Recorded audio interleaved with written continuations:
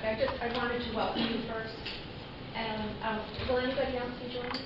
At this point, I'd like to offer some remarks. I do have additional staff here that I'd like to call up following perhaps some initial questions.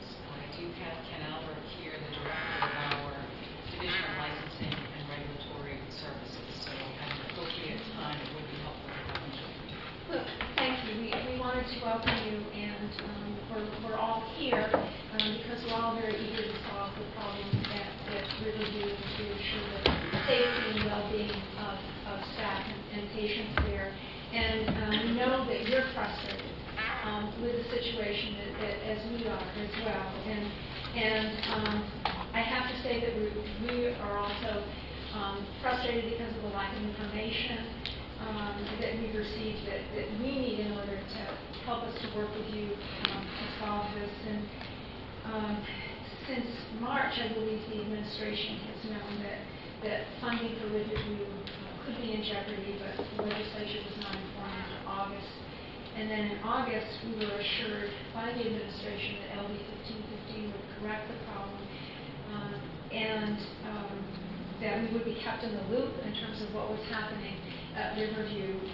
But since then, the legislature was not informed that CMS had been to Riverview to do a survey, and then last Wednesday we found out, actually through a press release, that in fact the $20 million from the federal government for Riverview was being terminated. So today we are looking to you for answers about your long-term vision for solving the problem as well as your short-term vision. And we also are looking for reassurances that going forward, the administration will be transparent and forthcoming with information for us about the situation at Riverview, because, again, we're all very eager to work with you to solve this problem, but if we aren't kept informed of what the problem is, and as the problem is developing and as new information comes in, we aren't able to do that. So we look forward to working with you, and we look forward to getting answers from you today. So thank you for being here. Senator Hill, Representative Rotundo, and members of the Joint Standing Committee on Appropriations and Financial Affairs, Senator Craven, Representative Farnsworth, and members of the Joint Standing Committee on Health and Human Services. I am Mary Mayhew, Commissioner of the Department of Health and Human Services.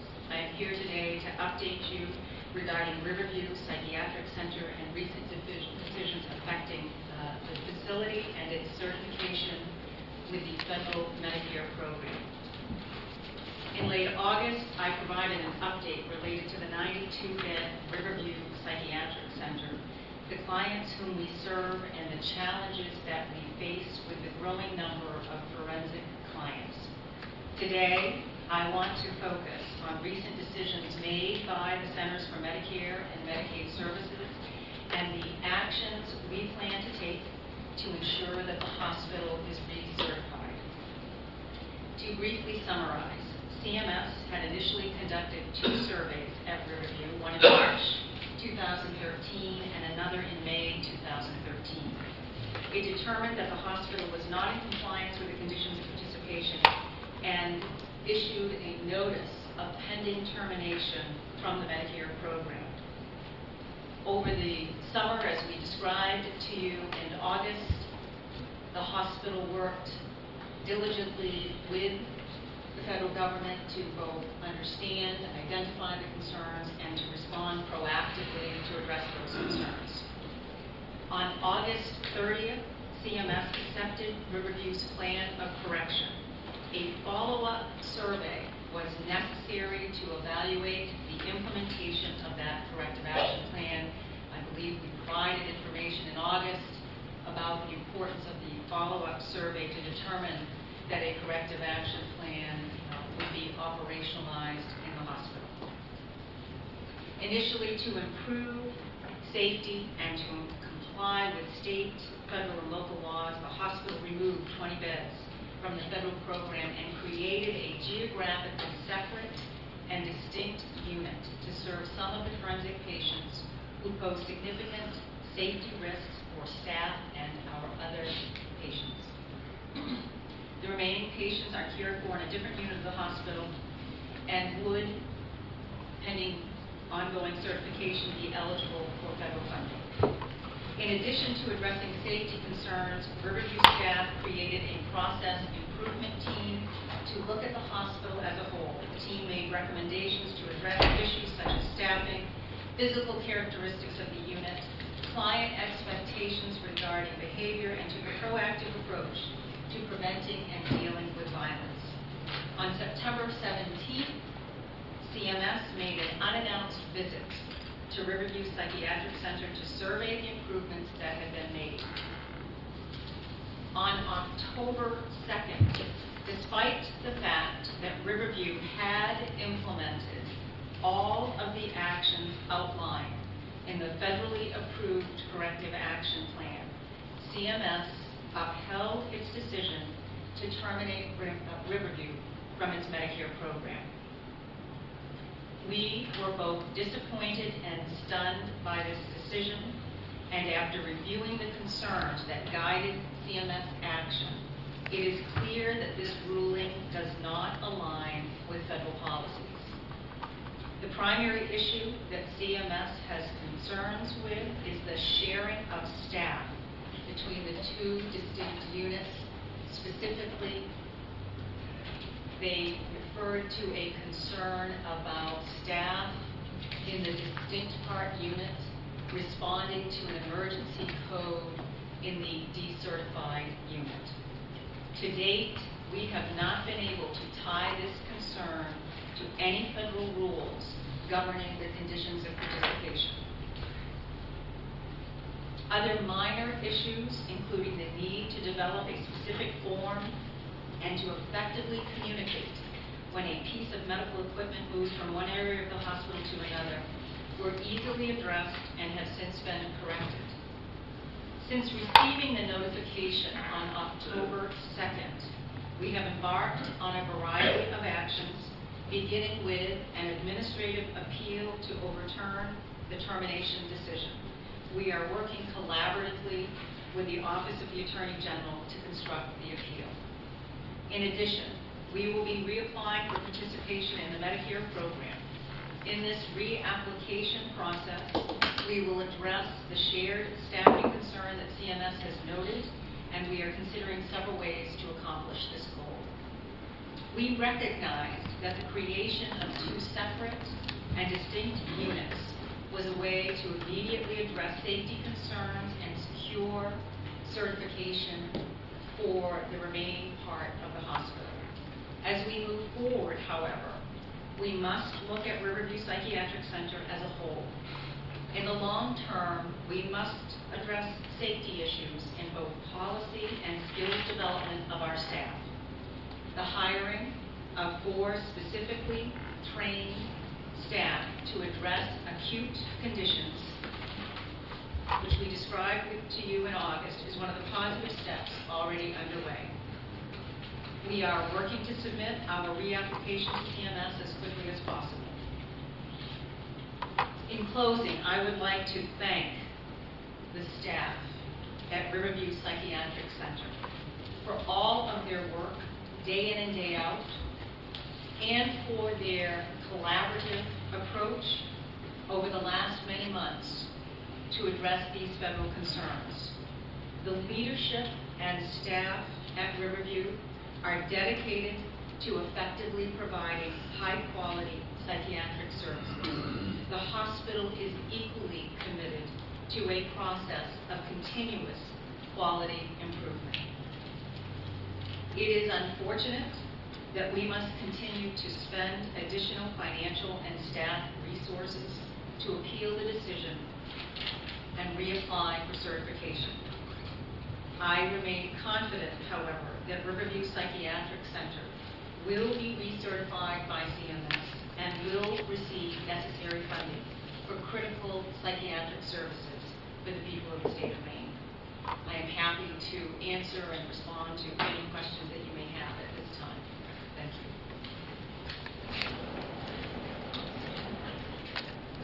Commissioner Mayhew, thank you for that. out to the committee for questions, both committees, and just bear with me when I want to make sure everyone is look at Health and Human Services to see if I can use everybody that's here and get the name right. So Representative Sanders. Thank you, Madam Chair. I just have two very quick questions, Commissioner. This finding that they are utilizing to eliminate funding for Riverview, this is a brand new finding, correct, from the initial surveys? Correct. Okay, and then in the corrective action plan that they accepted on August 30th, was it clear in the corrective actions that, yes, it would be the implementation of two distinct units to the decertification of the lower Saco unit, and at that time, did they offer any concerns about that? They approved the corrective action. Thank you. I think it's important to understand that as we work with CMS over the many months, and I stated this to you in August, we did not want to move in the direction of the creation of a decertified unit. We were seeking to address the concerns, and as you know, at the heart of these efforts has been to ensure the safety of our staff, of our clients, and to ensure the delivery of critical, high-quality, inpatient psychiatric services. It was over the course of the discussions and work with CMS that we were receiving advice to contemplate and consider the creation of what CMS terms a distinct part unit, and to decertify that unit that would serve many of our forensic clients.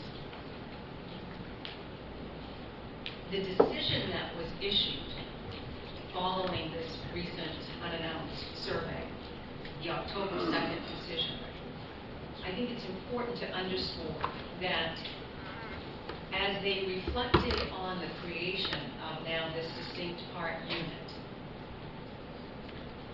what they identified as a concern related to staffing could have continued to be an issue that we would have worked on collaboratively to address. It should not have led to a decision to terminate the certification for the hospital. I want to be clear that the hospital and we have remained committed to working with CMS to address. We do not see in the conditions of participation that this decision and interpretation is supported in the conditions of participation. But that does not suggest that we are not committed to, as we have, continue to work, understand the concern, and address it. They could have delayed, provided an extension related to the date for termination that would have continued to allow the hospital to work collaboratively to address the concerns. Representative Malaby. Thank you, Madam Chair. Thank you, Commissioner. So, as I understand it, the major concern is shared staffing between the forensic and the civil population. Is that fair to say? I think it's important to acknowledge that what we have created is a distinct part unit that is intended to be the certified hospital operating within the Medicare conditions of participation, and a decertified unit. What we had understood from CMS related to staffing, and this, by the way, is also as a result of our engagement of consultants that have significant expertise in both CMS licensing and surveying, as well as the Joint Commission on Accreditation of Hospitals.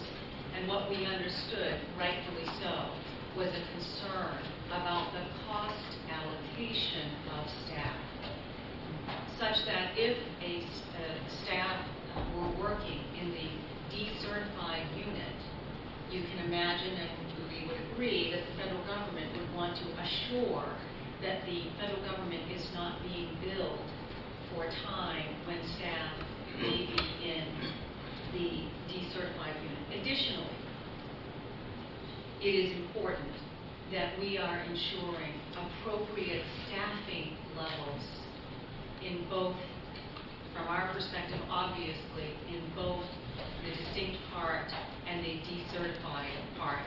CMS surveyors clearly, because of the plan of correction submitted, were focused on evaluating the distinct part unit that was seeking approval from CMS. So they were focused on the staffing complement in that unit. We clearly have concerns about the interpretation related to staff responding to an emergency code, and that somehow is in violation of the conditions of participation related to distinct part unit. We did demonstrate that we had appropriately created structures related to the cost allocation of staff to, again, assure that staff working in the decertified unit would not be billed to the federal government. Go ahead. Thank you. And just to follow up. So as I understand it, you've satisfied CMS in terms of the managerial or the accounting component. And I inferred from what you said that generally the staffing level satisfies. It's just in conditions of an emergency response that their concern arises. Is that accurate to say? Based on the decision, that is what we understand to be the focus of their concern. We have, and this is critically important as you seek to understand and evaluate Riverview Psychiatric Center, we have addressed all of the quality concerns that were previously cited by CMS. I also want to emphasize that like any hospital, any organization, any entity, the quality improvement does not stop with having identified or having addressed those concerns. It is imperative that the hospital embrace continuous quality improvement and a culture that appreciates that we must always be looking and understanding what more can be done to improve the care that's being provided to our clients. Thank you. Senator Craven. Thank you, Madam Chair. Thank you, Commissioner, for all the time you spend with us. My biggest concern, obviously, is the services and safety of the patients and the retention of staff as well. So is the reimbursement effective immediately, the stopping of the billing from Medicaid now? It is effective immediately. And thankfully, because I wasn't sure if they gave us till January 1st or whatever. And then where are we getting the money to pay for staffing and operations at the moment?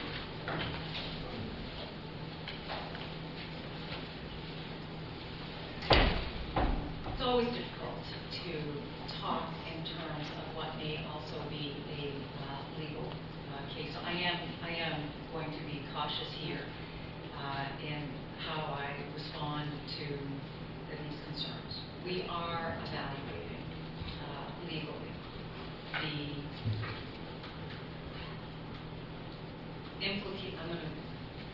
we are evaluating the implications of this decision related to all of our federal funding. There are questions today about the extent of this decision's impact on our federal funding. And at this time, I prefer to perhaps leave it at that. I recognize that this is a significant part of concern. I am optimistic based on some recent counsel that we have received that there may be